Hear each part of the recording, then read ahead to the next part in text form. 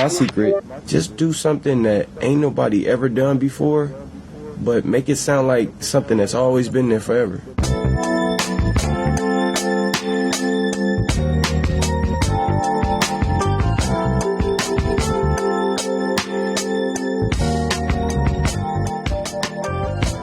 Welcome to This Filipino American Life, a podcast that explores the nuanced experiences of Filipinos in the United States at iba pa. My name is Ryan Carpio, and I'm joined by my fellow hosts, Joe Bernardo, Elaine Dulalis, and Mike. Producer Mike. Pew, pew, pew, pew. Nice. We are back in the valley. Whoa. Oh, extra. Hi, guys. Hi. what's up, everybody? What was that? I don't know. How's everybody?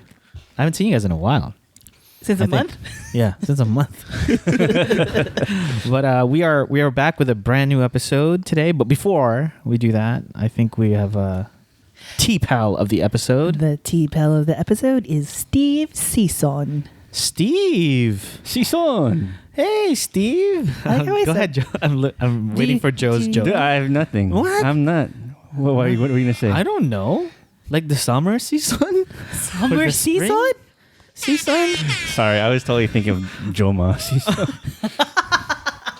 Look him up. Steve, thank you for being a TPAL and Patreon. I say it like Sison. Is there totally like a Filipino accent? Is there like a non? Sison's good. Sison? Right? Sison. It's derived from like Chinese, so it's probably Chinese Filipino. Is it like So they probably have like a C and a son, and then they combine it. I wonder if it's like connected to Dizon. Like it's similar. Well, a lot of in sound. Dizons are Were Chinese formerly Filipino. Sison. Interesting. I don't know if they're formerly Sisons. Oh, but true. Steve, if you're listening, call our number 805-394-TFAL and let us know. You can set Elaine straight on this weird confusion about things. Seasons change. Feelings change. I got you there, bro. There you go. Yeah. We also have a voicemail. Yes, we do. Voicemail. Let's listen to our voicemail. Hey, T-Pals. This is Chris G. calling from San Jose, California. Great last couple episodes, especially on colorism and positive parenting. Couple comments.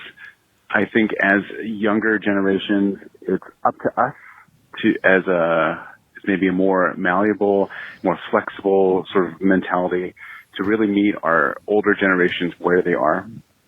Thank you for shining a light on the ways that they show their love for us. And I'm reflective in knowing that my parents have absolutely been 100% supportive of me. And I think it was unfair of me to hold my own Western, really explicit ways of showing love to them who grew up much more introverted and a lot more passive. So thank you for that. And secondly, on the colorism episode, thank you for shining a light on the Chinese influence on Filipino culture. It's always been bewildering to me to see a different skin tone on the people in Filipino programming than in the citizens watching them. So it's kind of weird. Piggyback on that, have you guys ever done an episode about colorism and interracial marriage? I have a cousin who has confided in me some of her experiences dating in the West, especially when she dated a black man versus a non-black man, and the way her parents have viewed that as a step down and step up, depending on who was doing the viewing. Anyways, keep up the good work, and I'll hear from you guys soon. Thanks a bunch. Bye. Wow. Thanks, Chris G. That's, I think, your third time calling. What? Chris G, yeah. Oh, he must know the number by heart. I know. I don't even know the number by heart. TFAL. I know that part. 805-394. I knew that part. Chris 394 yeah. TFAL. Kumusta yung cousin mo? Yung Chinese cousin mo? Si OM? What? OMG. OMG. Oh my God. His Chinese cousin, si OM. OMG. But thanks for the voicemail. Yeah, Joanne Rondelia was the one who kind of shed light on the whole Chinese aspect on colorism. Yes. We definitely like the idea of, talking about colorism and kind of interracial relationships and the differences between, dating different races. That's definitely on our list, but we'll get to it sooner or later. But yeah, thanks again for calling. If you do you have an idea, or if you want to just share your opinion, or if you have a joke to tell, I don't care. Just call our voicemail. 805-394 TFAL. 805-394 TFAL. 805-394 TFAL. Wow, that was a sexy voice, Elaine. It was a midnight soul voice. So what are we talking about today, Ryan? Yeah, so Ryan. today is going to be an interesting episode, I would imagine. For a while now, we've been kind of reveling in this past episode that we had regarding Filipino American gangs. And today we're going to talk about another side of Filipino American gangs, which is law enforcement. So later on, I'm going to have a LAPD detective come on to talk a little bit about his experience as a gang detective now. And, he's been a cop for over 20 years in Los Angeles. And so we'll have a chance to talk about law enforcement in general, but mostly surrounding the idea of gangs. And I think I wanted this to follow up our probably our most popular episode, right? Yep. Yeah. Yes. Yep. So I wanted to have kind of a perspective that kind of either mirrored or was alongside some of the historical things that we talked about in the past. And that was like over 2 years ago. So 3 years 3 years ago. Jeez. This is So episode 3, right? Episode 3. Yeah. Wow. So I really wanted to do that. But before we get into talking to Craig, I wanted to ask the group, your experiences in the past with law enforcement, growing up. Back then we talked about our experiences in the past with gangs, but what's your experience been regarding law enforcement? Any of your family law enforcement, run-ins with the law, anything like that? I don't think, I think my cousin wanted to be a police officer at one point, but it didn't come to fruition. My experiences with the police have tended to be negative. There's an incident that happened to me when I was in kindergarten that traumatized me, and I did not feel comfortable about police ever again. And so, and just like that was me being like in kindergarten, that's 4 years old, and like the police pointed guns at my dad and myself when we were coming home from school. And so, and didn't realize how much that stuck with me until I was like an adult, and I used that story for like a storytelling show that Jenny Yang from like Jenny, Jenny family something, like a family night or something. She invited me to be on that show, and I told that story, and I thought to myself, like, I've never said this out loud. I've written it down like in an essay, but saying it out loud, I'm like, holy crap, like that scared the shit out of me. And also like, oh, Elaine, you have a fear of the police. So it wasn't never positive. Yeah. Mike or Joe? So my godbrother he was a cop. And it was funny because it was around the time I was in college. And I remember it was around the time I was also getting into like Asian American studies and kind of like thinking about like systems of oppression and kind of like just the role of the police in general. Because I don't think I really had a fully formed opinion at that point. And I don't know that I even really do have a strong one, really, other than that. I remember I questioned him about it because it was like, I feel like the role of like Filipinos and Asian Americans is to like advance kind of like the plight of our people and all this other stuff. Because I was, going through that, learning about that in college. And I remember the one thing he told me that stuck with me was like, well, just because I'm a cop doesn't change the fact that I'm Filipino and that I bring that lens with me and that skin with me everywhere I go. And so even if it doesn't seem like I'm like marching on the streets with you, the fact that I'm here as a Filipino American affects the way that like, maybe the police will interact with someone else who's Filipino American. Wow. And that was his way of kind of contributing to the community in that way. So I always thought that was interesting. And I think like, I remember when I was called for jury duty, and they asked me, how do you feel about the police? It's like, well, I see all these things and learn all these things about how like the police is used as a tool of oppression in like communities of color and impoverished communities. But I also have a godbrother who's a cop, and I think he's a good person. And so I don't know if you could tell me, or if I could tell you if I have a strong opinion about like, well, I hate what the police can do as a system, but on an individual level, I've had friends and relatives who have been cops. And so it's like, in other words, I was like, I don't know. And they're like, oh, okay, we don't know what this guy's going to do with the jury. So Dismissed. so yeah, I was dismissed. I mean, that wasn't like me trying to get out of jury duty. It was like totally honest. It was just like, So you you're know, telling me That's how you get it's like you're not going to be able to predict how I'm going to feel about this case. So, and that's what, you know, lawyers don't want to know. But yeah. Right. I think I was fairly removed from cops. You know, I guess, you know, given my, I guess, middle class background and, you know, going to Gated community. yeah, something like that. It was always kind of far away from me. I think, you know, when I did kind of go around the neighborhood or go around like, you know, our city, I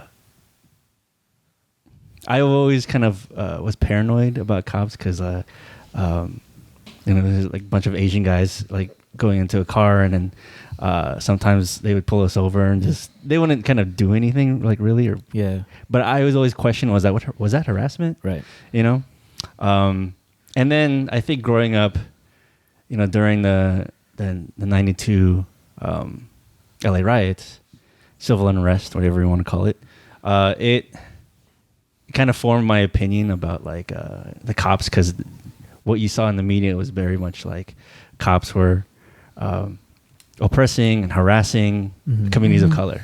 And then, you know, when I grew up more and kind of learned more about the systemic issues and how it's kind of a long history of, you know, police brutality in the LAPD, theoretically you are already have this bias against cops, you know?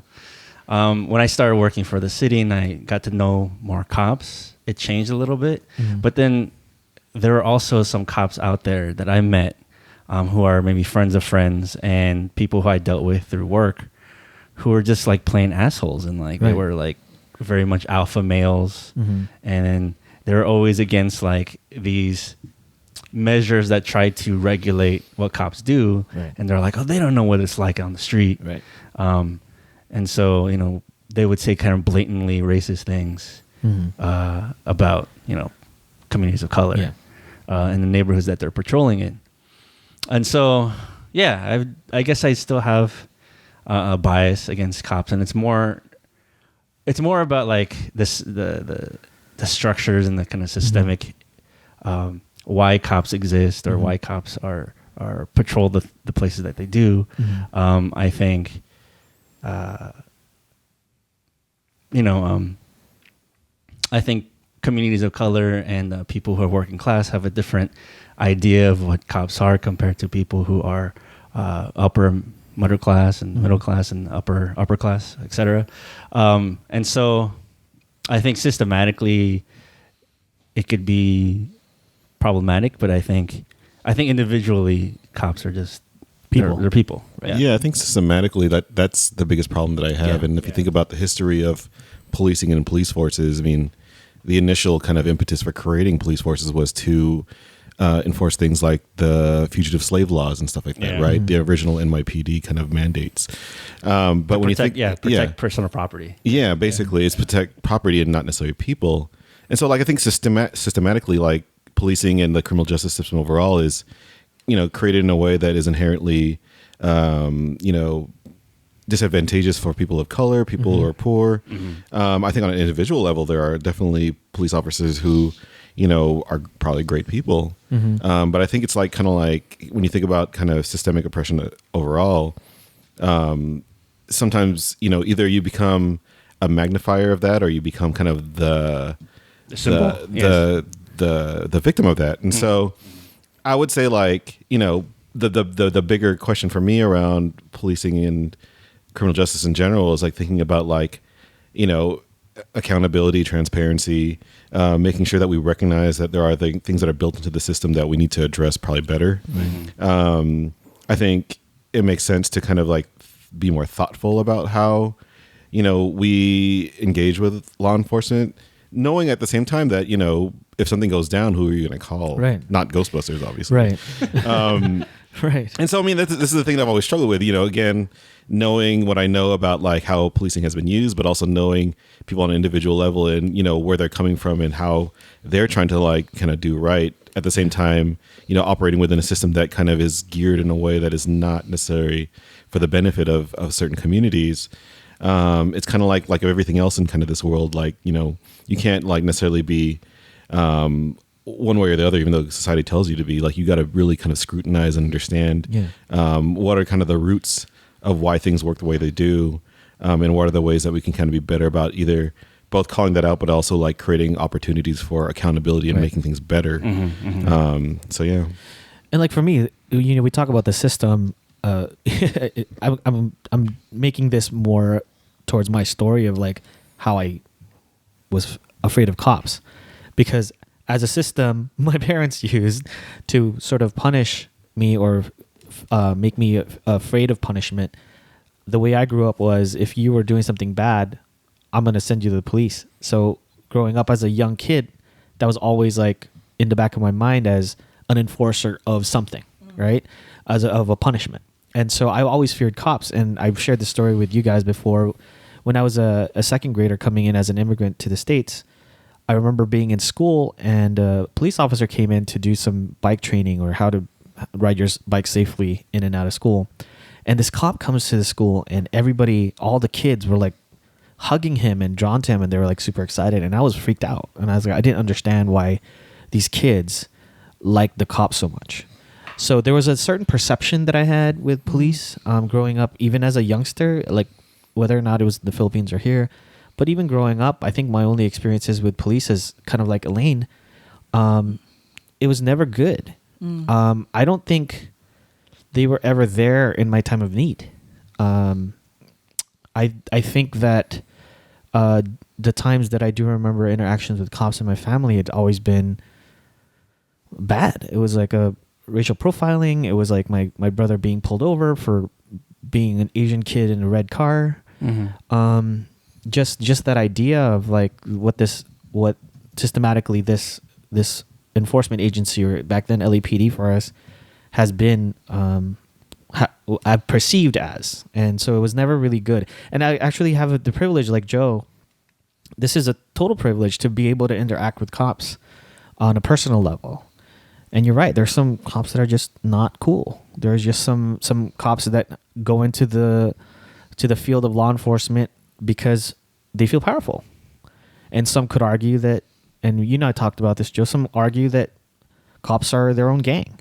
And historically, especially during the times when gangs were all over Los Angeles in the 80s and 90s, that the cops had their own gang and they were publicly supported in the way of like money and guns, etc. But they were their own gang. I'm not well versed in the history of systematic kind of oppression, but I can see that we're gonna have a lot of folks who have different opinions about cops systematically and individually. But I think that's I like what you said, Mike, when you said, who are you gonna call when you're in trouble? Ghostbusters. Well, part of it is like they do exist in our system, and they should be part of that system that we know them for, not for the stuff that we don't want them to do. Right? We want them to protect us and serve us.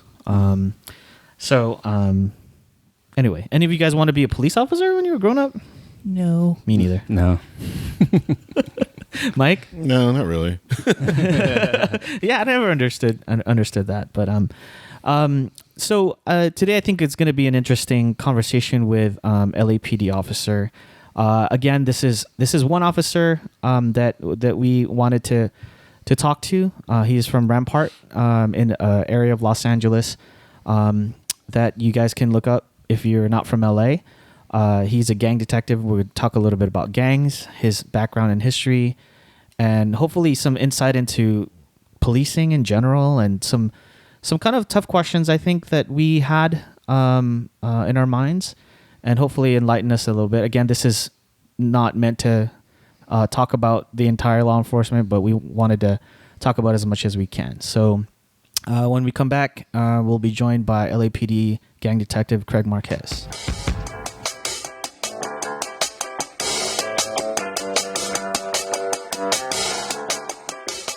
Hey, do you know of a way that I could support TFAL besides being on the show and giving you all this cool entertainment? How? Hey, Mike, do you know of a way? No. Jeez. Come on, guys. I know of a way. I could buy Ryan a Ko-fi. A Ko-fi? What's a Ko-fi? A Ko-fi is a way that I can give TFAL some money just for a one-time situation. Like if I have an extra $10, I'll buy TFAL a $10 cup of coffee. Do we actually get Ko-fi?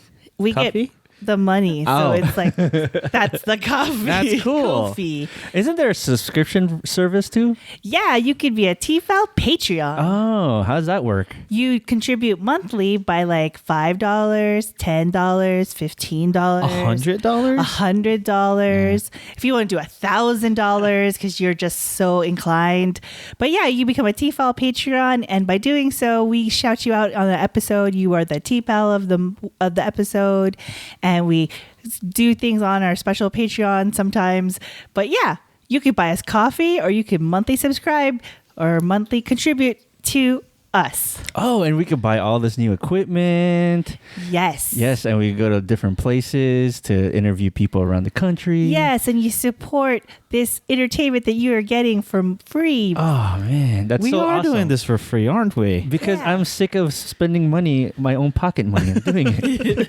Because I have a lot of bills too, you know? That's right. Yeah, so if you really love TFAL and you ever thought, I want to help those folks out, be a Patreon or buy us some Ko-fi. And where do you go? You go to thisfilipinoamericanlife.com, and under support, there'll be links for the Patreon and for the Ko-fi. Cool. Thank you.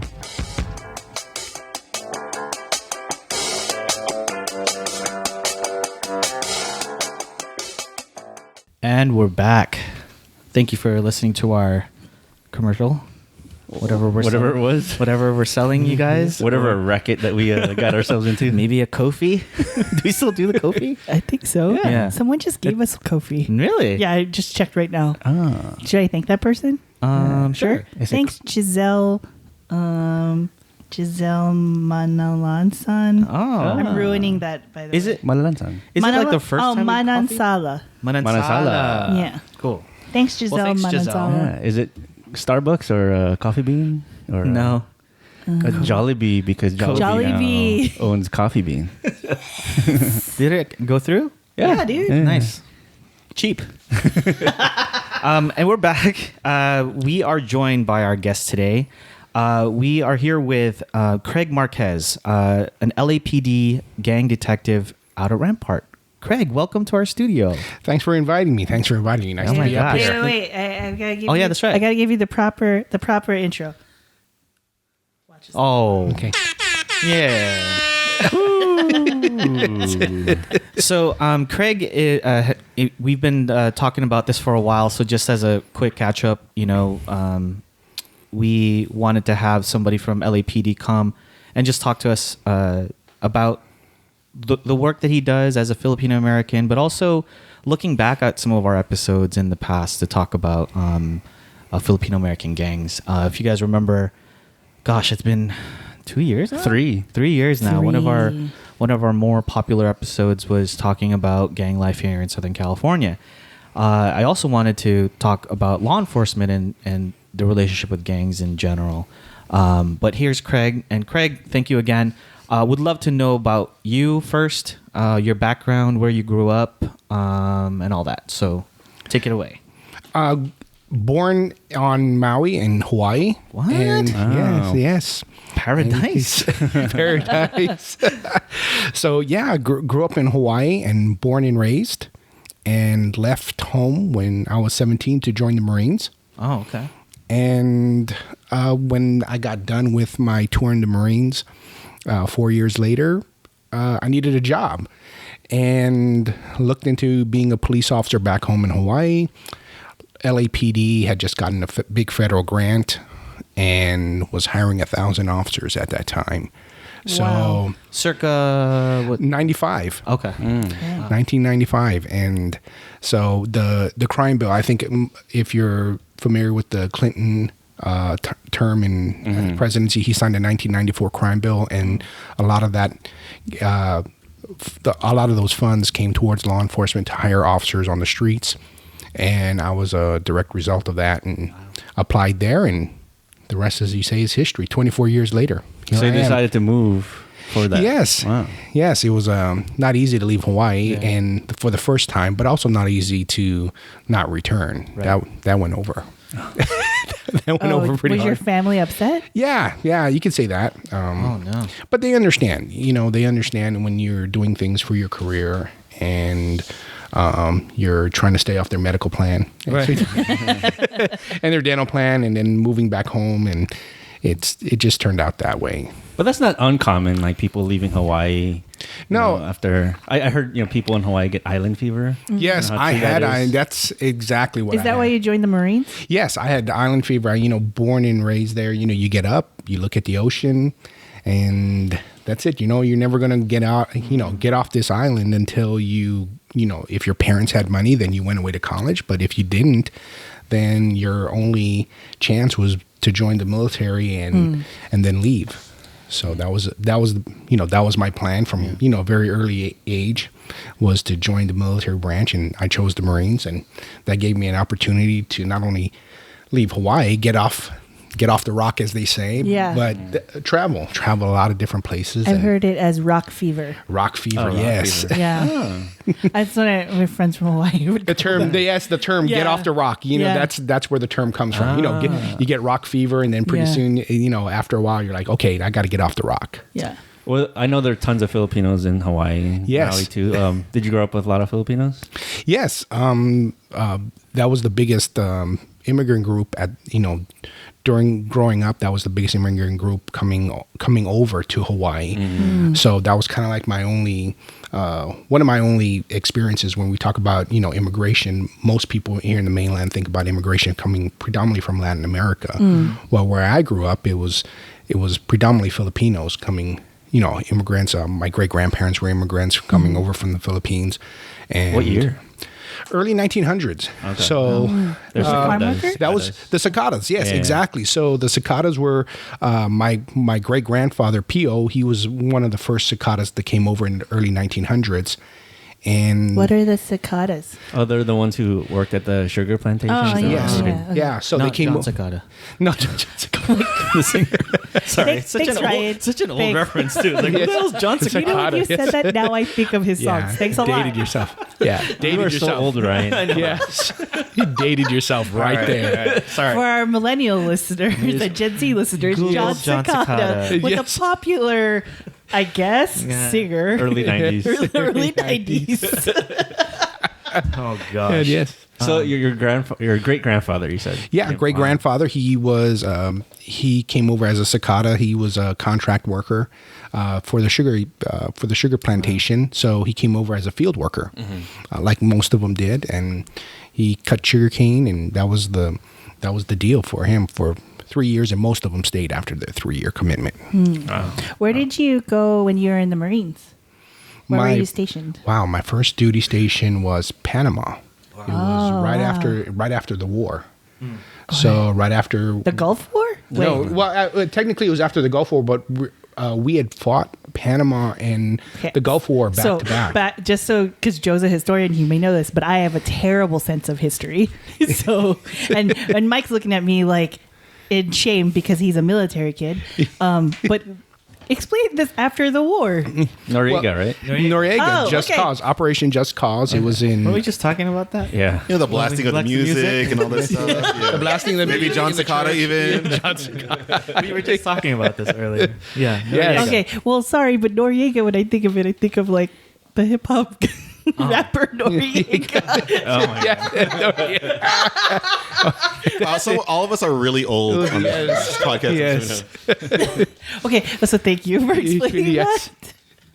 Okay, so you were there in Panama after that. So it was in Panama, and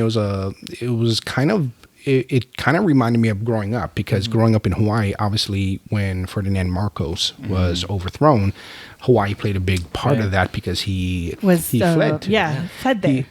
He fled to. That was kind of like my whole introduction to Filipino culture. Yeah, the politics of because we learned it in school. Because here I was in grade school, And here he was coming over on a plane, and I was like, who's this Ferdinand Marcos guy, and why is everybody so upset? Right. And it was really lucky our teachers actually made that part of the curriculum. So we got a crash course in Filipino politics and the history of the Philippines, and where even growing up in Hawaii, you didn't have as close connection because it was great grandparents predominantly that came over. So that connection to Philippines, the current events of the Philippines, was kind of distant until that moment, and then all of a sudden you're just front and center. And that's like public school they're teaching you. Public school, yes. That's pretty amazing, and I feel like that's very much like a Hawaiian thing, then, right? Because like I don't think I knew. I mean, I knew about that, but only because my parents were keeping up. Yes. Right. Like. That dominated the news. Growing up. I mean, that was the big thing growing up, and it dominated the news. It was. And he was there in Hawaii. Yeah, he was there in Hawaii. Yeah, he was. But he wasn't in Maui, though. No. No, he was on Oahu, on Hickam, I believe, Hickam Air Force Base, and he wasn't allowed to leave. Oh. But he had nice sunsets. Yes.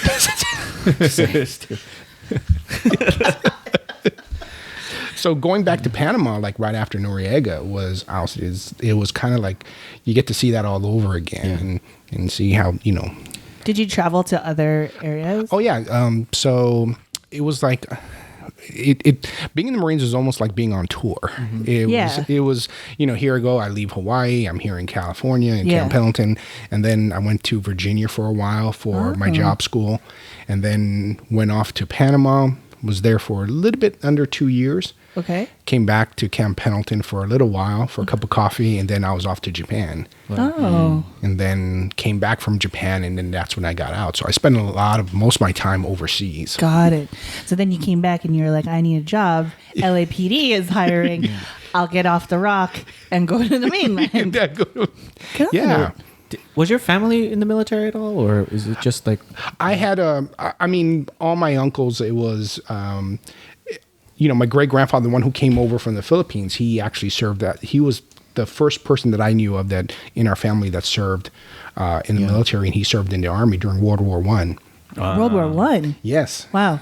He was that was kind of like my great-grandfather was kind of like my first exposure to one being Filipino and also to a lot of different things, and him serving in the Army was, at his funeral, I saw, the rifle volley, and I was like, wow, it kind of dawned on me that here it is as a guy that, and I thought that was pretty amazing. Somebody who comes over as an immigrant and then actually serves in a war, which, was one of the most violent wars that we've seen at that time, and since, and see that, and then just kind of reaffirmed it made it easier to go into the military because it was great grandfather. I had uncles that volunteered to go to Korea and Vietnam. Wow.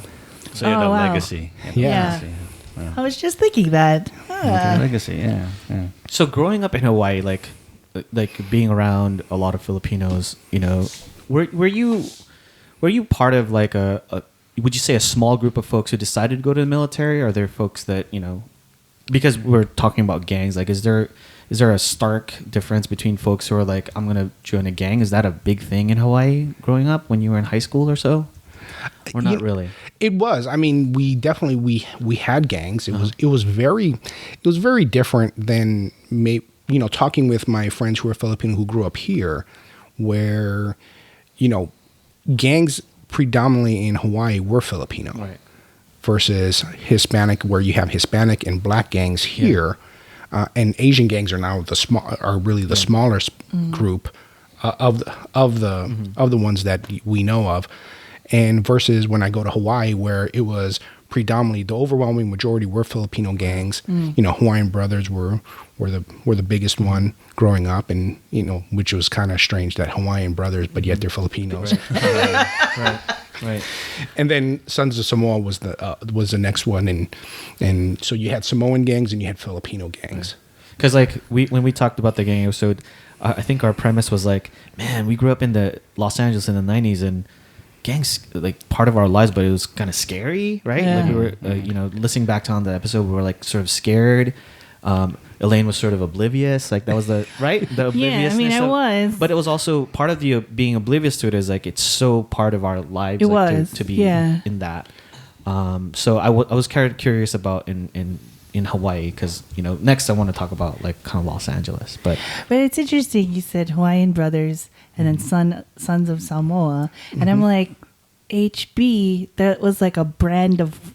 There's like clothes that say HB everywhere. In the word the HB, yes. HB clothes, and then Sons of Samoa is just SOS. Yes. So like it's like you could write that and people would just think SOS. Help. Yes. Or HB, and people are like Huntington Beach. I'm buying this T-shirt, and no one would know. Yes. Oh, I find that I find that interesting that you. They had marketing. They had marketing skills. Exactly. Yes. Guerrilla marketing. Creative marketing. Oh man. And in the gangs in Hawaii, I'm curious. Is it just about camaraderie? Is it just about protection? Did they have I don't know. Did they run drugs, guns? Crime? I think. Did you interact with them at all? Like, did they affect your life in any way when you were growing up? Well, we grew up. I mean, we grew up together. I mean, obviously, the pressure to join a gang was kind of it kind of depended on your family upbringing, and I think that's kind of what we see now. Right. What we see now is. We'll probably talk about this later, that you can't arrest yourself out of a problem. Crime problems and drug problems usually start somewhere. And, when you have a family structure, it makes things easier.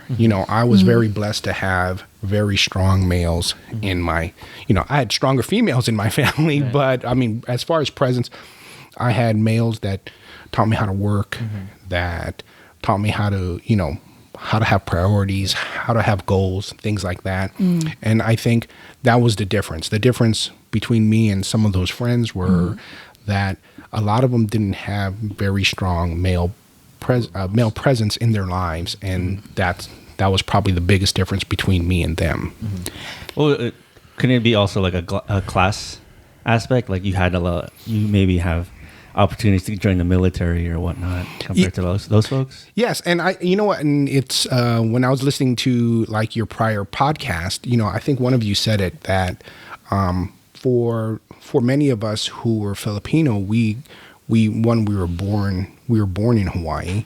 And we spoke English, and I think what we saw with a lot of the Filipino gangs were they were immigrants coming from the Philippines, and you had a language barrier. You had a lot more challenges for them than you had with us who were born here, spoke English, and whether you spoke Tagalog or that was a second language versus Ilocano. Or Ilocano and Did folks who in Hawaii were in that life, did they get shipped to like Samoa or the Philippines if their parents got mad?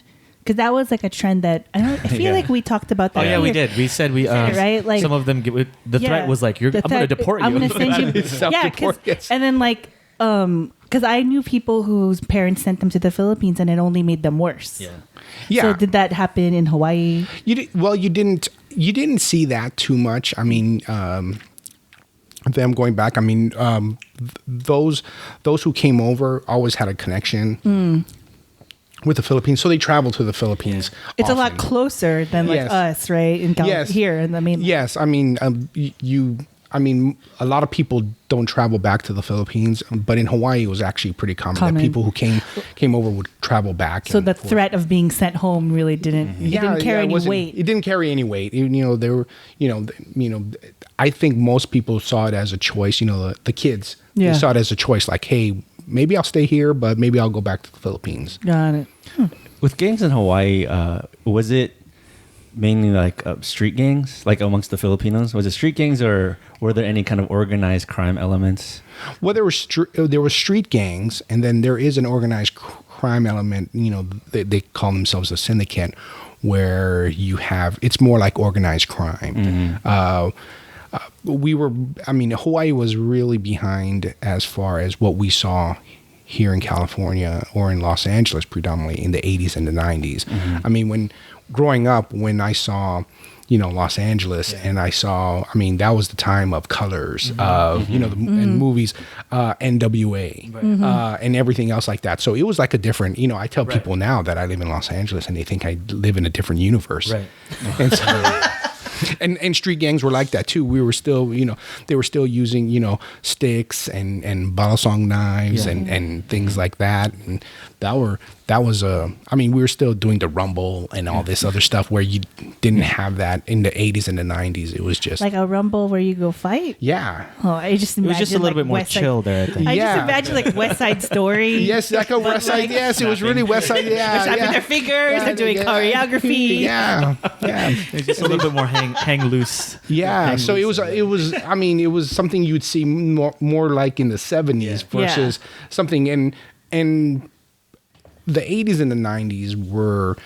I mean, it was an era on its own. Even we're far removed from that era now. Yeah. Now, I mean, growing up in Hawaii, we were far removed from what we saw in the 80s and the 90s in Los Angeles. And I just think that, for that 20-year period is just, I mean, it's an era unto itself. Right. So in 95, you became a police officer. Yes. And then, were you a beat cop? How did you transition from whatever you started to being a gang detective? Oh, well, I'm assuming it's not immediate. No, there it's you go. not.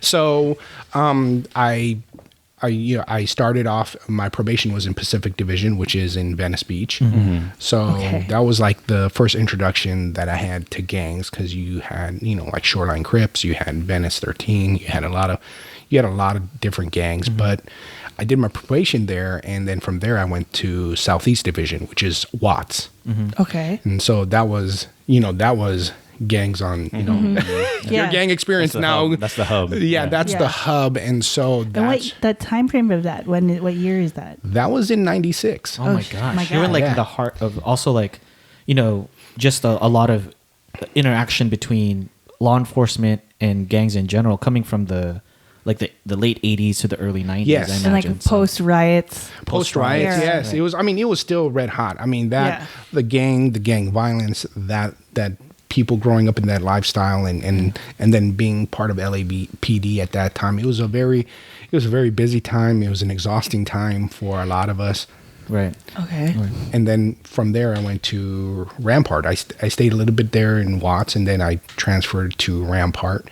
And that's when I did most of my patrol time in Rampart. And, we have a lot of listeners out there. Rampart is kind of synonymous, right? The word Rampart for a lot of folks who either watch television or look at Los Angeles history. Or watch Training Day. Or watch Training Day. Watch Right? Training Day. A lot of that is... Is Training Day supposed to be about Rampart? Yeah. And the Shield. The Shield, yes, the Shield. Me, Mike. The Shield. Leave me alone. How do you not know these things? Well, remember the FX show, The Shield? Yeah. The Shield was originally named Rampart. It was, Oh, it was? Yes, and then Los Angeles threatened to sue them. The city threatened to sue them. And so they made it Copyright about infringement. the sheriff instead of PD, right? I think. Oh, No, is that- he Is it still was PD? like it was like an LAPD, but they changed the badge and they changed all these other things. But a lot of it stemmed from this idea that Rampart, was was such a synonymous toxic element because of the controversy. Well, there's or a bunch the- of controversies, Yeah. right? But the underlying thing of it all is that this is a corrupt system. Yes. Right. And even in our show that we love to watch, Bosch, they use Rampart as a touchstone where they're like, Right. we don't want another Rampart. They Right. say that in the show, and Right. then it's kind of like, if you don't know the history of it, you're supposed to know. Right. It's like a known reference yeah. that this was a bad time in the PD history. LAPD history. So you came in at kind of like a hot. yeah, it was. I mean, I went through Rampart during Yeah. that time. Ray Perez, who's the key figure in that. Yeah. His locker was right next to mine. Oh my gosh. Yeah, so it was. I mean, I lived through really what was a challenging, and now years later it's kind of a remarkable. So how old were you when this was all happening? Early 20s. Oh my god. Okay, so that was in what year? That was in 97, 98, 99. So in your 2000, early 2000s, 20s, yeah. it's 97, and all this is happening. Yeah. And then we ostensibly, we're going to date ourselves, But folks. we were in high school. We're in high school. Yes. And during this time, Maybe you guys are in high school, but Lies. I was in elementary school. Lies. But for all intents and purposes, we were all very young, and then you yourself were like a young adult. Yes. And so the people that you were interacting with must most likely have been our age in high school, right? Like pretty much, predominantly. Cool. So. Did you have any kind of experience with Filipino gangs? It's funny how you just mentioned it, and then it went on. Except for the Filipino gangsters, which always tended to be older. During that time? Yeah, during that time. It was... in that area, they tended to be older? Yeah, they tended to be older. You saw them, and one of the things that I noticed it was kind of different, it was that they tended to be a little bit older. Like older than you or your age? Around the same age. The same age. So in the previous episode that we had, we talked about sort of the history of the gangs in Los Angeles, and where Rampart sits in the map of LA is where a lot of like older gangs actually were before they started branching out into the valleys and into the South Bay, right in the Oxnard, South Bay, and all that. But I can understand how some of them can be older. But did you like during that time too? Were there like knucklehead kids that? My dad would call them knuckleheads, like knuckleheads, Yeah, hoodlums, I mean, when I came on in '95, it was a strange. I mean, I tell people like it's like the '80s and the '90s. For the '90s, for Asian gangs in general, it was probably one of the most violent times, and it was probably like the pivotal time where you saw it because the biggest thing was Asian boys. That was on the local news. Asian boys, and it was '95. Yeah. It was '95. The Mercado brothers, the Mercado, the summer of '95. Yeah, there exactly. is a thing called the summer of '95. Yeah, if you go on YouTube, you could see like this whole documentary they did all about Asian boys, and then it was on Fox Summer News, of Madness. I remember it being on Fox News. Yes. Well, no. This is actually. Well, I'm not sure if it's Channel 11, or Fox News. It was actual one of those Gangland documentaries. Gangland, yes. They did a Gangland, yes. They did a whole thing on Asian boys? and it started by the Mercado brothers. Yes. Out of Van Nuys. But then summer of '95 is when they did most of the killings. Oh my god. Yeah. Jesus, really? Yeah. Yeah. I'm going to look this up. Because I remember someone Marvin. from my high So school. you have Marvin, and then They're Filipino? Yes. Marvin and Pierre. The two Mercado brothers. You say this summer of '95. They were the starters. They originated the Asian boys. Although people think of it as an Asian gang, they did have a lot of different Asians in that gang. But it was Filipino driven. And then you had the summer of I actually made a note. It was like the Summer of Madness. Yeah, Summer of Madness in '95. Yeah, where you had and then eventually, Marvin, as a result, he did 8 life. He got 8 life sentences. Well, because he committed 8 murders. Well, also he went to the Philippines to hide out. Yes, that was the big thing. He went to the Philippines. I feel like all of this sounds super familiar. Yeah, like this was just like lore that we all told each other. Well, because he grew up in the valley around that time. Yeah, he was in the Van Nuys clique. And I probably knew people who knew people. No, because someone from my high school got shot and killed. By Asian boys. And then I remember there was graffiti by the high school and it said, haha, A-Dog, that was his name. A-Dog is dead, and then Asian boys. Oh my God. Yeah, that happened in '95. Because that era was the era of like people getting freaked out to go to parties. Yes, and Marvin Mercado was the guy who threw the grenade in the party. And then, I heard the grenade, story. and the grenade didn't go off. Yeah. Oh my God! And that was crazy, even for gang violence. Right. I think that was the thing about the Asian boys, where one, they had something that was. How do you get a grenade? I don't know. I was just like whatever it was a bad grenade. It didn't go off, thank goodness. But we saw violence that we haven't seen, even in gang culture. You just don't have you have a gang member who's now wanted and convicted. 8 life sentences concurrently. Mm-hmm. So he literally needed 9 lives to serve all his time. And this was happening while you were... Yes, this was happening. This was like in '95, and then when I came on, and in even coming on the police department, and all of a sudden they're like, it was a joke, like, oh, you're one of the Asian boys. Wow. Oh, to you. Wow. Yeah. The other police officers say that to you. Yeah, it's like Asian boys, because it became synonymous. Being Filipino became synonymous with the Asian boys. So there was So was there any kind of like pushback then, or is it just ribbing? Like, no, it was just funny ribbing. It was just funny ribbing. It was just, but it was something that you just didn't see at the time, or you didn't, because it was like, Filipinos didn't play that big of part until then. Right. And then all of a sudden you had Asian Boys, which at the time, I mean, in its peak, had 2,000 members. Wow. Which was unheard of for any Asian gang. Yeah. So you're looking at, 2,000 and up membership. You had violence that you hadn't seen before. You're talking about 8 murders by one person. Mm-hmm. His brother took 4 murders, and he got 218 years. Wow. So I think right now, Marvin Mercado is I think the Asian gang member that had the biggest sentence ever given to, I think at that time and still today, is the biggest sentence ever given to an Asian gang member with 8 life sentences. Talk to us a little bit about the actual police squad, or being at Rampart. Were there a lot of Filipinos there or cops during that time? Was it just was it just a few folks in terms of who was on the force? Did you notice a lot of people who looked like you, or what was the makeup of the division? Well, we had a lot of there was a few Filipinos. Most of them grew up in the area. Okay. So most of them grew up in the Eagle Rock, Atwater Village. Mm-hmm. A lot of them in Rampart, and a lot more now. Yeah. A lot more now because of the big hiring push. Mm-hmm. And when I came on, you just didn't see a lot of Filipinos in the command staff and everything else. And through our hiring, our big push, we've hired a lot more Filipinos. So now we see it. We see commanders, captains, and the unit that I'm with. We have 3 other Filipinos. Right. In the unit, which you'd never see it at other times. So we're a lot more diverse now than we've ever been, and you see a lot more Filipinos on LAPD than at any other time. But coming up through them, we didn't see it, especially in the upper ranks. Yeah.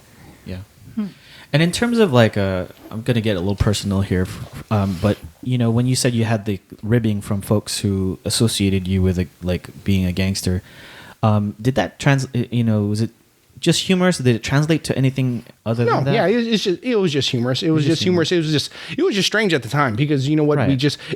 I think that phenomenon was it was part of the time you just see the violence, right. The violence that gangs brought to Los Angeles during that time, and it was just kind of strange. Yeah. It's just kind of strange to see it, and obviously, I think as Filipinos, we cheer for each other. Mm-hmm. We want to see each other's successes. A win for you, a win for somebody else is a win for all of us. Mm-hmm. And that was kind of a thing where, we're like, but that's not my people. Yeah.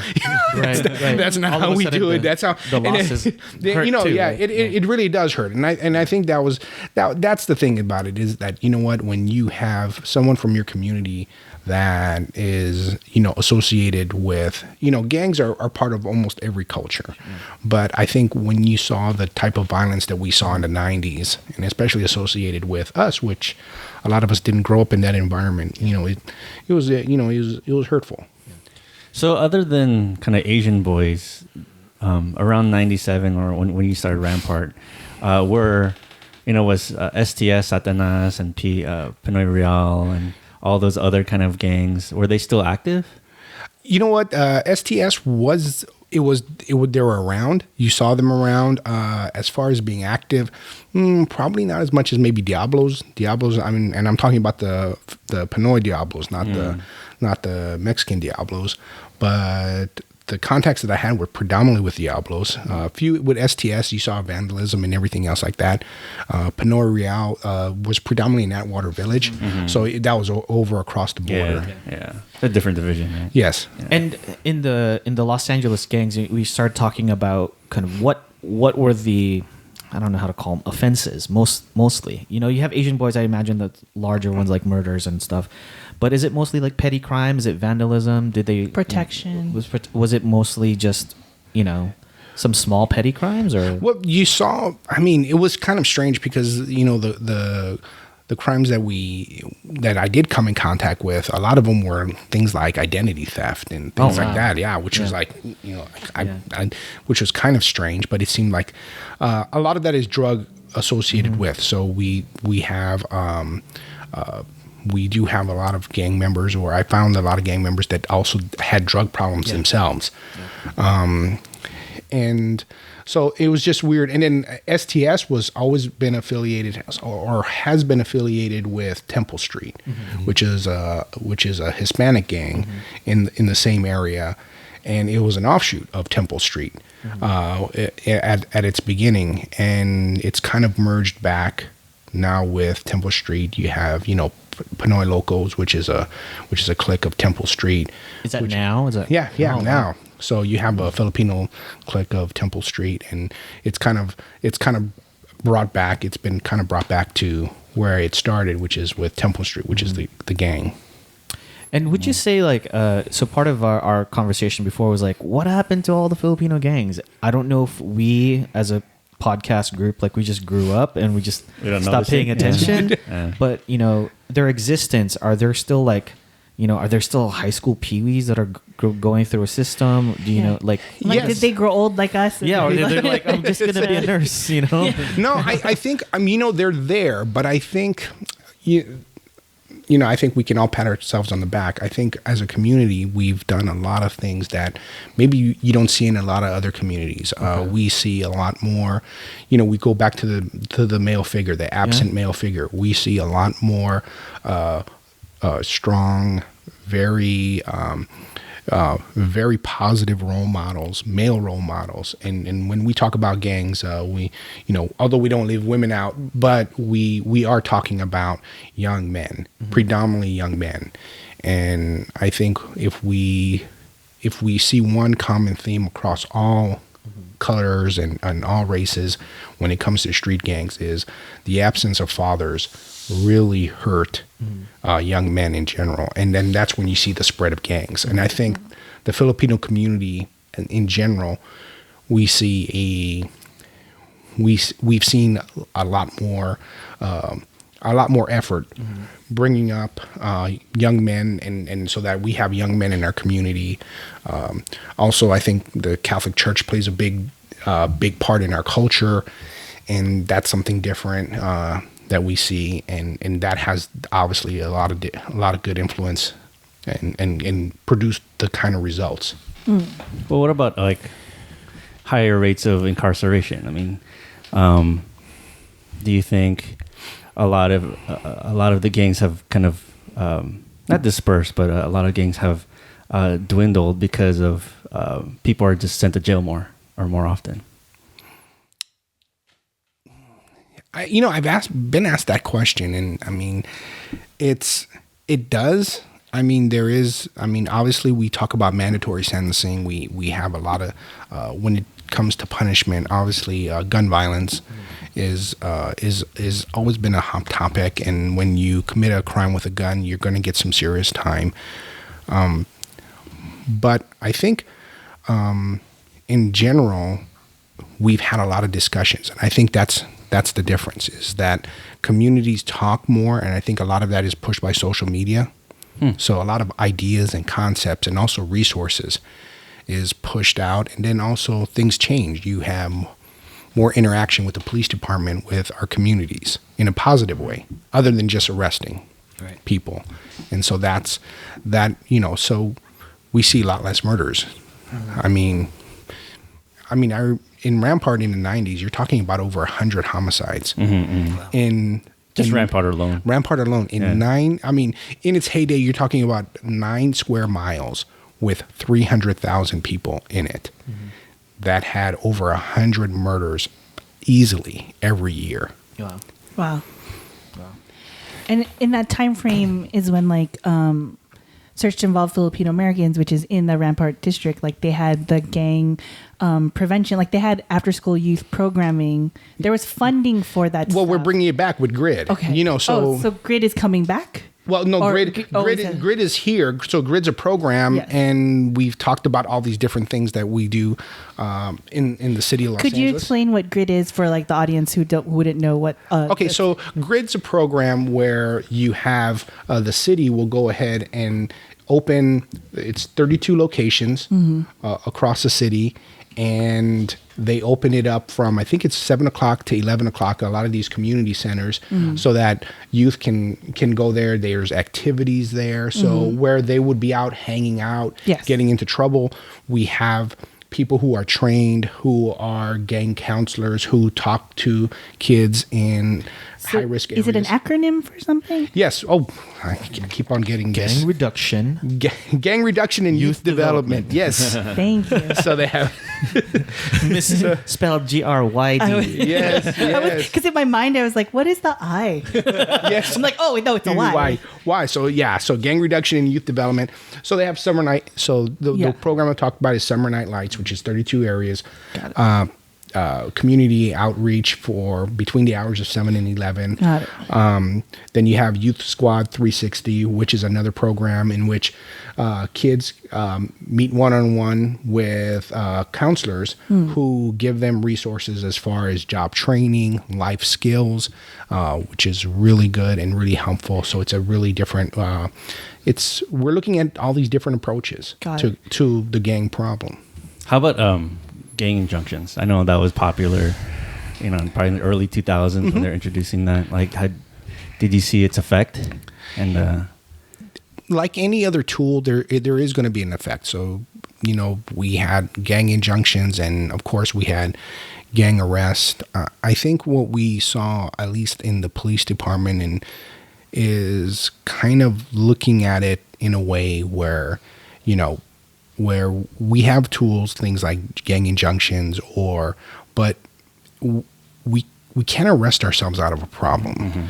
If we have a gang problem and it's we play a role in that, but the ideal is the voluntary compliance with the law. So if you have somebody who's not going out and putting graffiti up, who's not selling drugs voluntarily, that's the best part. That's the best way to do it. And that doesn't necessarily come from throwing people in jail and having them, quote unquote, learn their lesson. So you're going to have to bring a lot of different people from outside to come in and work on a problem. So the gang injunctions, I would say they work, but also we have to understand that that's not the cure, or that's, that can be a phase, and like any other tool or any other program, it can go away, and it did.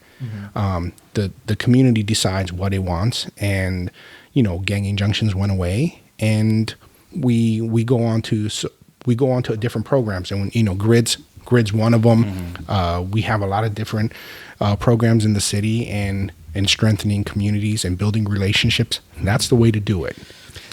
Were Filipinos involved in any of those gang injunctions? No. Okay. No. Would you say the approach now is to more? I look at it as a more public health approach, which is look at it from a preventative measure as opposed to like what you say. You can't just like all of a sudden arrest your way out of it, or reactive, right? So I think about it as now. Would you say it's more preventative? We're doing more community outreach. We're doing more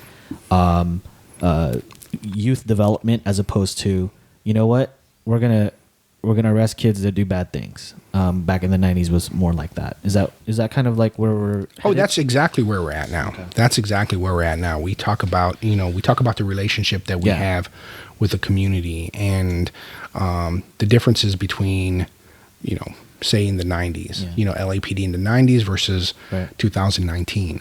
Very different. Right. Culture's different. Being a police officer is very different now than at any other time. Right. And you're going to be doing, you're going to be doing this. You're going to be doing podcast. You're going to be doing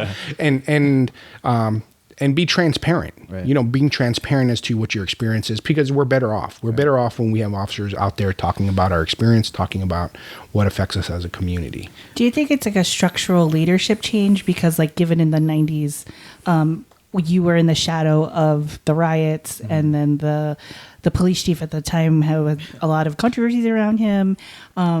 We also had like the Christopher Commission. Yeah. Like changing things. Basically the federal government coming in actually changing things. With So as like a police officer like yourself, like a detective yourself, like has the shifts in leadership leadership impacted how you're doing your work? I think it does. I mean, LAPD needed to change. I think, you know what, I don't think we could police in 2019 how we policed in 95. It's not a model that's going to be successful. It's not something that can succeed. It's, you know, if you're going to run a police department with very little scandal, with very little controversy, then you need a cultural change. And that's what we did, is change the culture. And that wasn't necessarily from leadership. That was because you can have leaders, but if the rank and file don't believe your direction, then it's not going to work. So it took a lot of people coming together, rank and file, members of the city and everything, saying, hey, where do we want LAPD in the future? Where do we want to go in the future? And to our credit, I think what we have is everybody now pulling together. We're going in the same direction. Well, was it a tough transition? Did you have a lot of people in the rank and file like resist that? People have to leave? I think it's change. You know, we don't like change. It's just like a human nature. We kind of don't like change. But I think, you know, now that I'm at 24 years, I see how, you know, law enforcement's always changing. And if you're going to be successful in this business, then you're going to have to be open to change. It does all change. And what I've seen is change comes and there's always growing pains. So when they sit there and you brought up gang injunctions. So when the gang injunctions went away, you now have to figure out, you know, different ways or different ways to make arrest, or maybe that's the wrong term, but you have to look at different ways about doing business and achieving your goals. And I think that's what we've done or understand is that whenever they make a policy change, there's always going to be case in point, body cameras. Right. Body cameras, it's not easy working with a camera filming your every move. But there's some growing pains, and then where we're at now, which is, you know, body cameras are a great thing. Right. I want to talk a little bit about the perception of police and law enforcement, especially systematically, how the gang injunctions has underlying tones of, you know, like racial profiling, for example, or even like the perception of what the police force does to a community. Can you tell us a little bit about like how maybe your experience in the past looking at race relations differs to now? Is there something? Can I tag on to that? Yeah, by all means. Okay, so like to tag on to that, in reference to the 90s, what my impression was police was that they all helicoptered in, meaning they didn't live in the neighborhood or they didn't live in the county that they were policing. So I always had like a difficult impression of the police because I'm like, you do not represent the community I live in. Like there is a disconnect. And so that's a better like and in reference to it, like I grew up here in the 90s. I was post riots. I lived through it. And I remember like my issue the whole time, and even as a child, was like the cops who were involved in that case. They were like, they got tried in Simi and they felt like they were like outsiders. And I'm like, but like we are people who live in this county, LA County. And I'm like, Simi isn't even a part of LA County. So I always was like, there's a separation or a disassociation there. And like, is there an update in that, like the current like police force. Do they now, live where they work? Essentially, is what I'm getting at, or something like that. Like, no, I think that's a valid point. That's always been a valid point. I think it's a little bit easier now because just because you live far doesn't you're driving. You're driving 2 hours. I don't feel like driving 2 hours. So I think just because Los Angeles is Los Angeles, now we see a lot more officers that live closer. But also we went out and addressed a lot of that to where, we brought officers who grew up here. A lot of that, especially when you're trying to hire, you're throwing a wide net. So you're bringing in officers that come from all parts of the country. I mean, Hawaii. Yeah, Hawaii. Yeah, so Hawaii, and I was a product of that.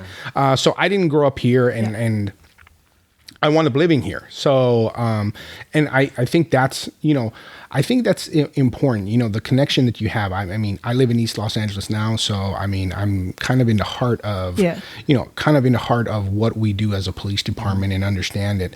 And I understand that sentiment. You want somebody that also you can relate to. But I think a lot of that is just the way we are and how we've changed our culture.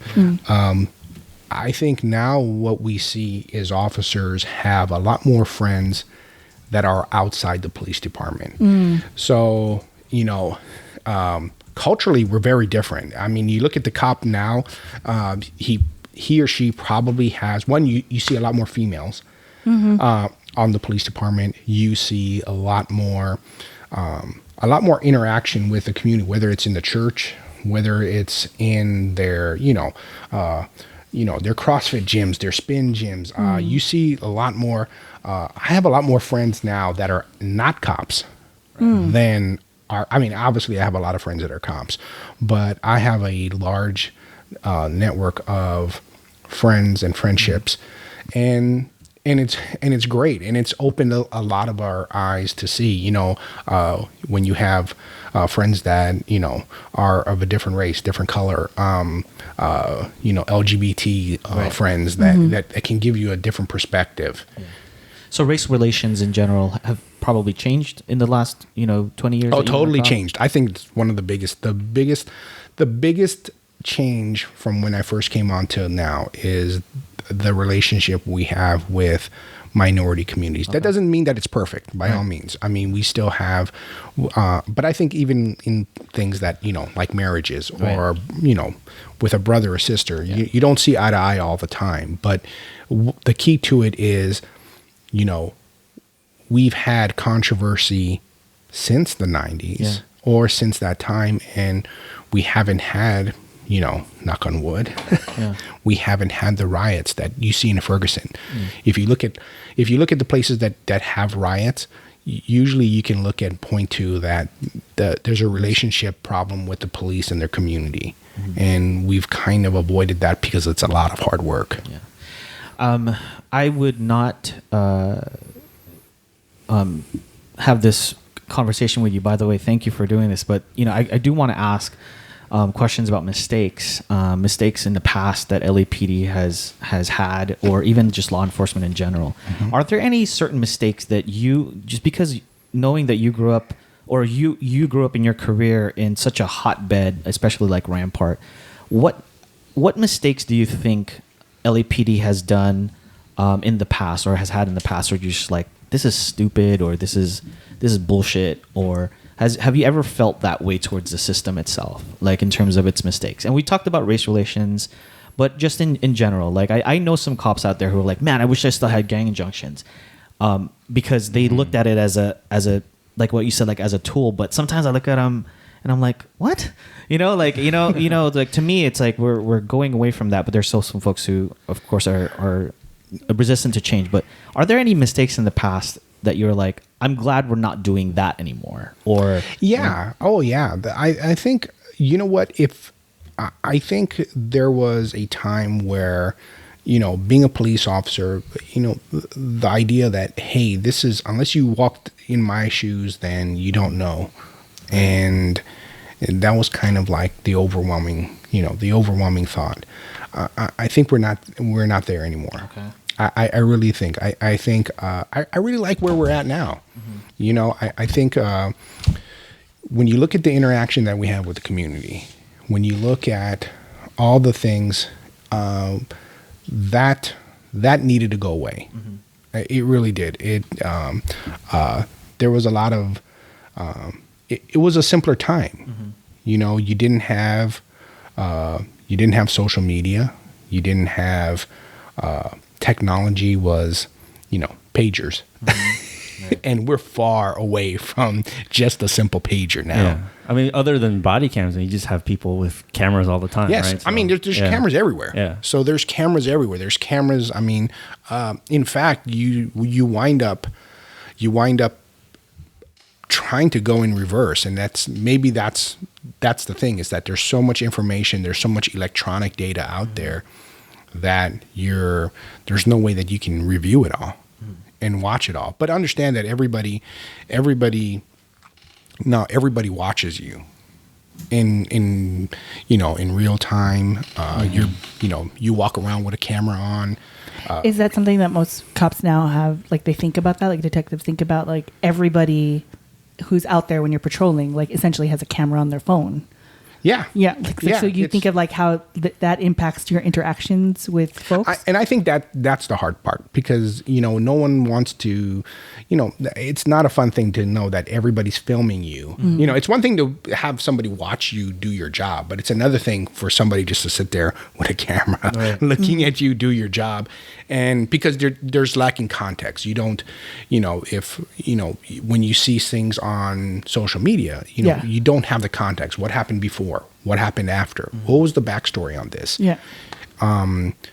And so that's the thing about it. So you're always constantly, and so that was the biggest change. It's no one likes to be, you know, and then if you know, every conversation, that's the thing about it. Every conversation is recorded. Yeah. So that's hard for 10 hours. But going back to Ryan's question, I mean, are there still cops out there who, you know, who are racist or are looking to get at, like, different groups of communities? Well, we talked about, we have training on cultural bias. And that's probably one of the best trainings I've been to, which talks about bias. And I think what we are aware of is that, like you said, you know, if you were born here and raised here, you are, you know, you tend to bond and tend to hang out and tend to have friends that grew up with you, who have same, a lot of it, you know, shared race, shared culture, and everything else like that.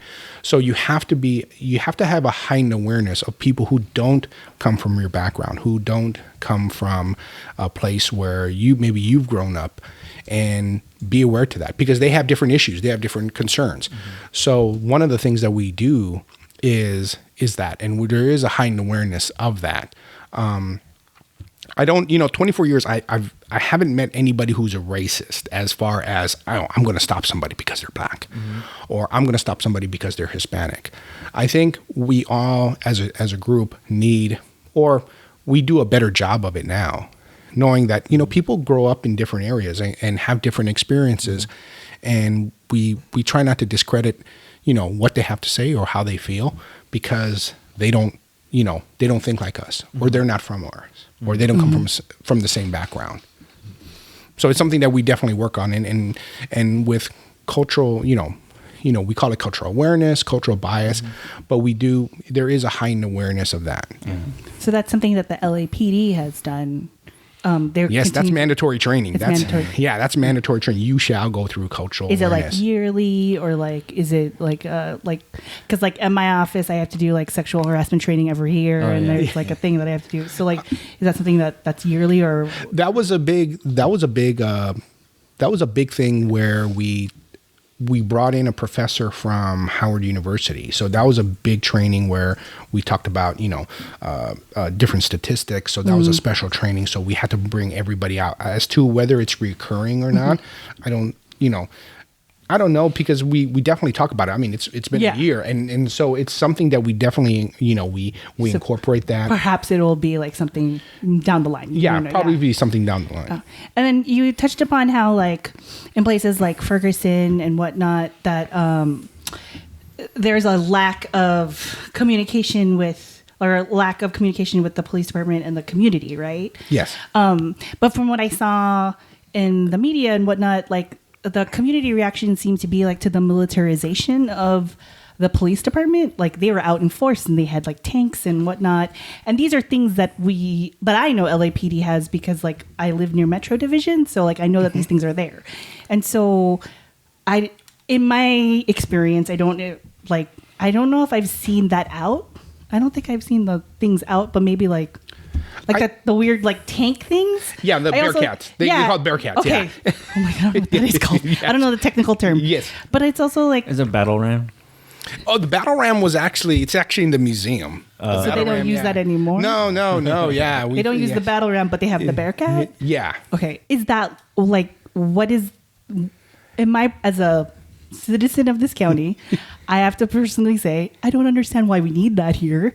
I think what we see is, okay, so those cases in which you do need them, and we talk about just last week where we had the CHP officer, and you're talking about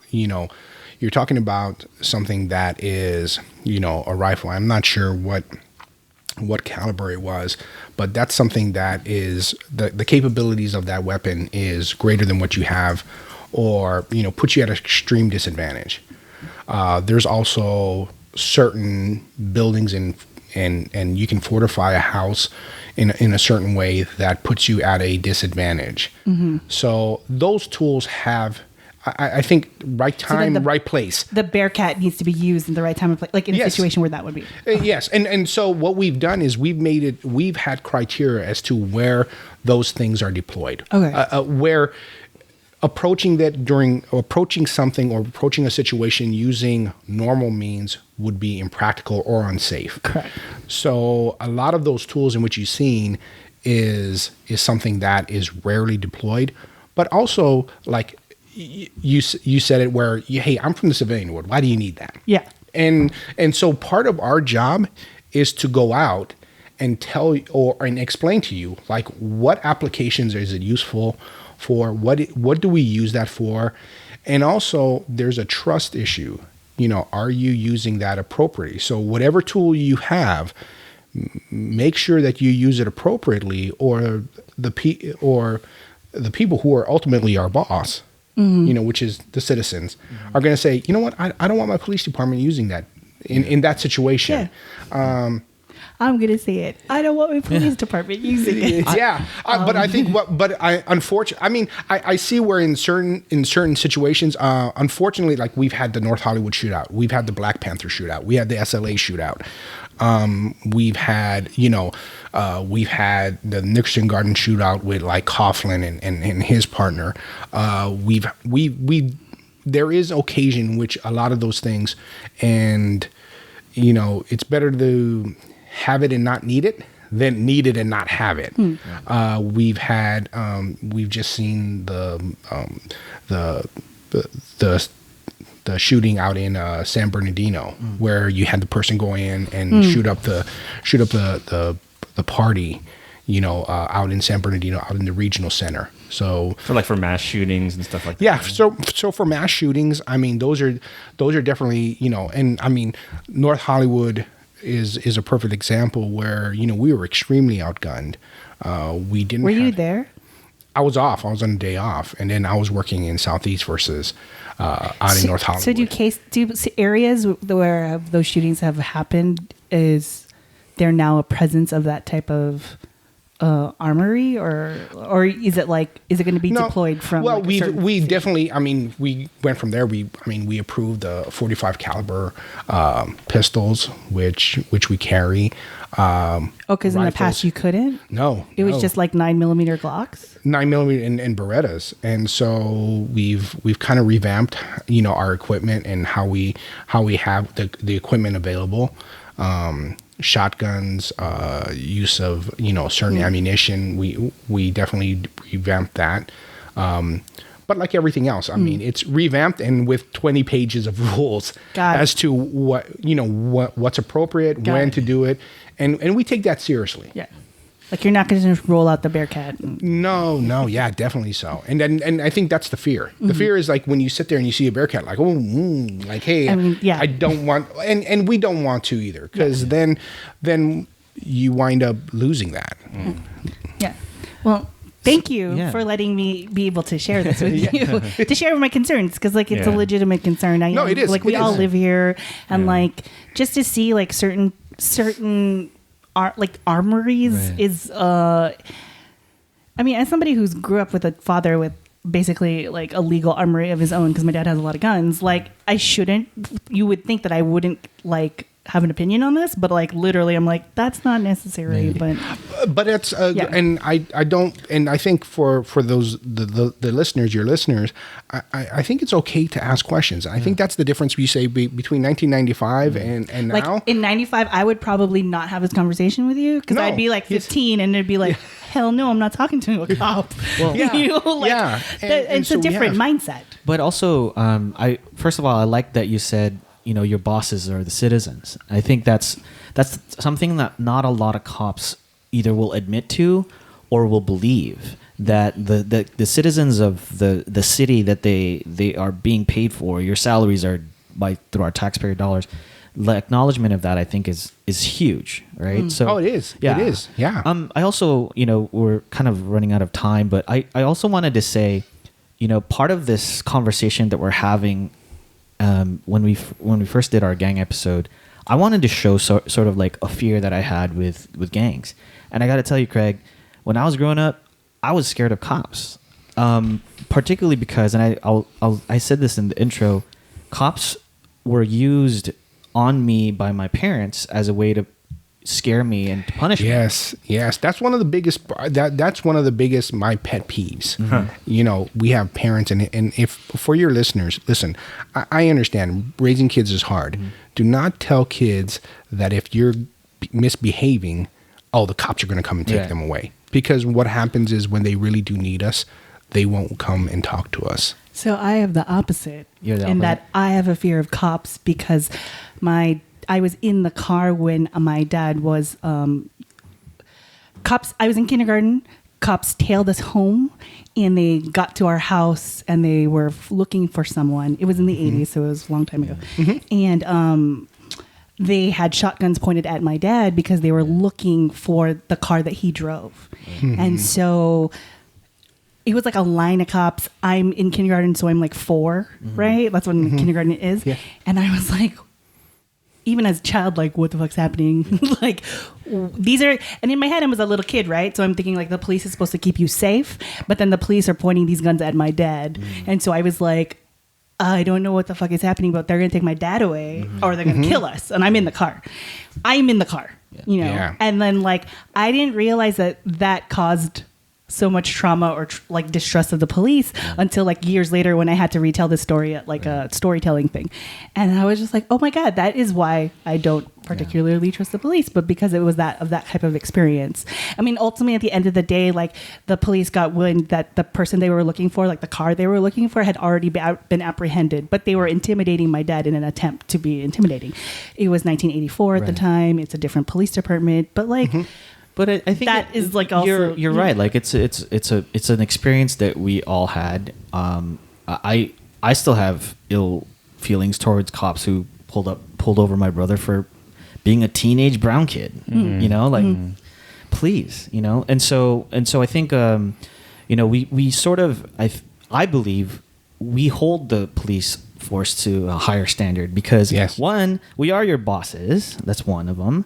But two, we hold you to a higher standard because of what you said. You're supposed to protect us. Because the thing on the I think it's not car says to protect and serve. Yeah. But I think one of the things is that, like you pointed out, is that if that's your only experience with a cop, then that's a big problem because now all of a sudden that and here's they pulled over your dad and it turned out to the wrong person, but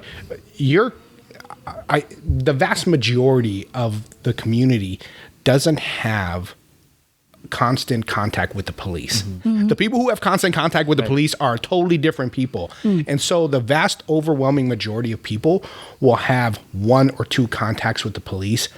And those are negative experiences. I mean, I still get people, I mean, I've been a detective for over a decade, and I still get people coming up to me about and asking me and talking to me about tickets. Right. and I haven't written a ticket in over a decade. But I understand that that's a very traumatic experience for a lot of people, that ticket, and that burns in their mind. And I think as police officers, what we have to do, and what we're trying to do, and my effort is here, is you have to have a lot more conversations with the community that you police. You have to have a relationship with the community so that you're going to have that experience, but you understand you have to put it in people's minds that, you know what, I know that happened to me, but I know Craig Marquez. And I know he's not a racist. I know that, he treats people fairly. I know. So that makes you feel good. You're not going to have people feel good about your police department if you are a distant person. And the only time you come into people's lives are when things go wrong. Right. That's a very hard way to do business. But wouldn't you say, like, if the police polices, poorer neighborhoods more, and a lot of those conversations or a lot of those interactions happen to be kind of those negative, perhaps negative experiences.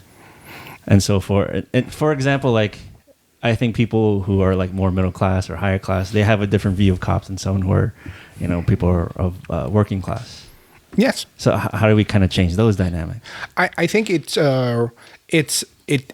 from both sides, and what, having worked in Watts and also having worked in Rampart, the Pico Union area, when you come into those areas, from the start, you have to know that the vast majority of the people that are in your area are good people. Part of what I tell cops and younger cops is to go out and get involved in things that you are not necessarily coming in contact with the criminal element. I don't care whether or not you go work out at a gym, try not to work out at the gym at the police station. Go into the communities, do something where you're not surrounded by a bunch of cops.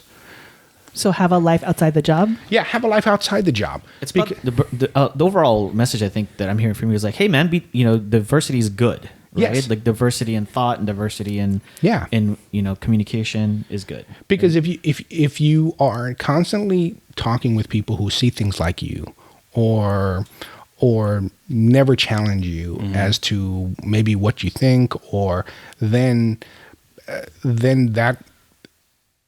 that's not good for you. Yeah. That's not good for you. That's not good for so you want to hear people with different thoughts. You want to have people with a different perspective, because at the gym I have tons of conversations with people about community relations, about the relationships with cops, about maybe a negative contact they had with a police officer, and what goes on. So you need that conversation more and more.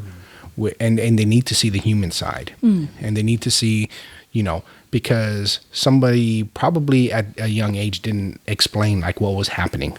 Yeah. And you're just sitting there going, well, I don't know. They just came up, they showed up, they pulled guns out, and then they left.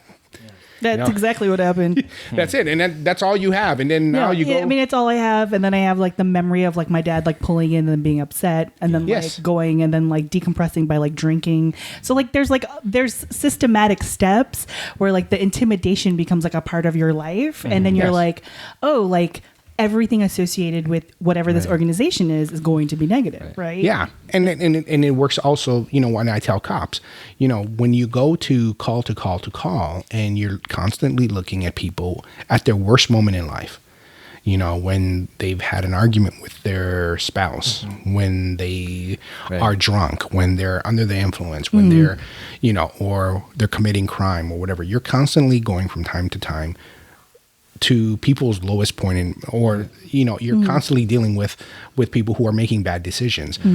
That's not the majority of people. The majority of people make good decisions. The majority of people walk around sober. The majority of people follow the law. And so when you fail to look at like another person's humanity, then it's going to turn into like a bad situation. Or if that's the only thing it's like we talk about the gang members. It's hard to change things when everything in their life is violence, people making bad choices and everything else, and trying to go into somebody's life and now trying to change course. So it works both ways. Yeah.